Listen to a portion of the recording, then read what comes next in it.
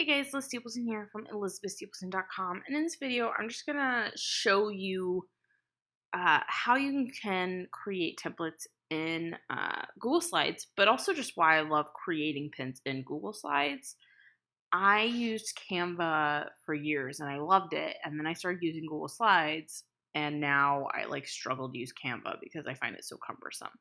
So, fair warning, you might struggle to use Canva after you start doing this because it's just so much easier. All right, so here's just a blank pen, if you will. Now, you can, on the background, you can choose an image. The one caveat I will say about this, and it is a little annoying, is if your image that you pick is not the exact same sort of dimensions or ratio as your pin, so for example 2x3, if your photo isn't 2x3, then it'll stretch the photo. So if you're going to do a photo, I actually prefer to do just image placeholder, and then I can replace it easily. But the other thing you could do is color, and you can do a solid color, but I also like that makes it really easy to do gradients, and you can actually do gradients with your brand colors, which is nice, as opposed to in Canva, I always had to pick a color that was kind of close and then do one of my colors. But this, you can make it completely your branded colors, so that's kind of nice. So I'm just gonna do that, and I can actually, I'll do a image placeholder, really. Albums, stock photos. Alright, and I'm just gonna throw something in here. Let's just do this. Insert. All right. And then I can make it the right size, center it, and then I just go to order and send it back, right? So I can always swap that out. There's always replace image, so that way you're not having to re-layer it and everything. All right, so let's look at the title. So again, you can do so much with this title box, because you can fill it, so you don't even have to come up with a square background, and you could just move it the way the text does. Super exciting. You can center the text, top, bottom, all that jazz.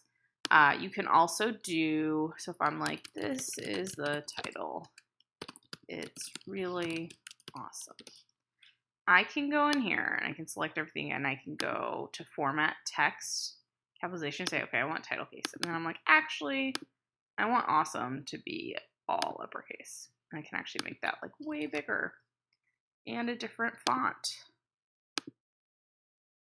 Let's make it even bigger. Okay.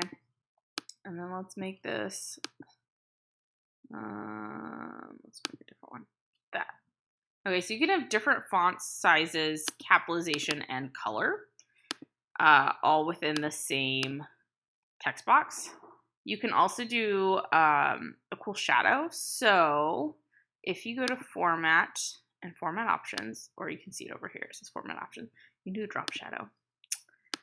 Because this is kind of so I when you have the color filled in, it does the drop shadow on the box, not the letters themselves.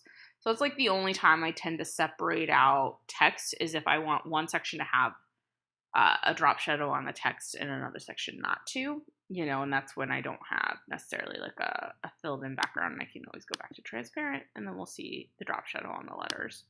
But I'm going to fill that in, and then I'm going to make transparency, do distance, we're going to angle it, because this is actually a pretty popular style. I can even do a different color, and I can make it further, and you can do that. So that's pretty easy, and you can move stuff around and make it bigger and taller, whatever. But it's nice because you're not having to then select all these different elements. Again, I know Canva is great. I'm not trying to hate on Canva. I just can't go back now. And you could throw in, your logo or your URL, really whatever works best. So if I want to do a new text box, I can just go in and hit a text box here. And so maybe I want it to be the entire width of the thing. Or maybe I'll fill it black. And I'll make it 24. I will make the text white, and I can just type in my URL. Oops, I want to center it. right? And, let's go ahead and capitalize it and bold it just so it's a little more visible. Let's make sure it is centered. Done. So that, this is like really basic. You can obviously do a lot of other things. You can insert shapes and arrows. So if you want to make call outs and whatnot, you can also draw. So if you want to kind of draw like a little bit of a squiggly arrow, you can. You can change colors. This could even have like an outline color. So this is the fill. I could do, okay, I want like a dark purple outline and I want it to be, super thick. I've got like a nice outline. It's really kind of whatever works best for you.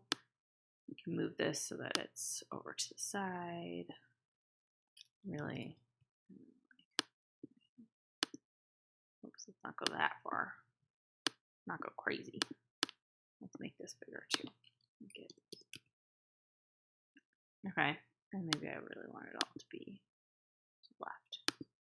But yeah, so those are just kind of some of the things that I like best when it comes to just creating the templates. When it comes to using them, the thing that I think saves the most time over Canva is I could go in. So I've got a bunch here, and this is for like my generator, so even easier.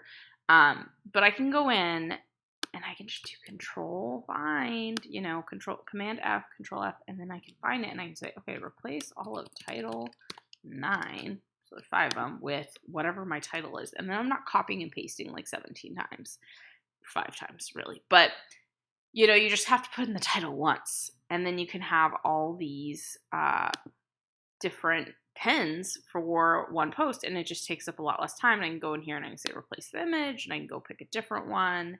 I don't have to worry about sending it to the back or whatever.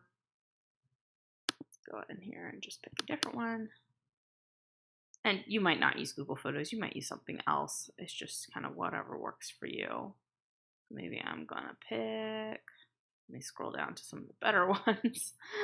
And I have different ones for different sites, and I should really better organize it. But that's neither here nor there at the moment. Let's go ahead and do that. And just hit replace.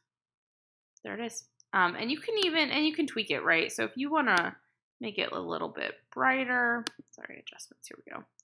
You can adjust it. You can adjust the contrast. You can even adjust the transparency. So if you want that like gradient to show through, you can. I actually kind of like that. I think it looks good.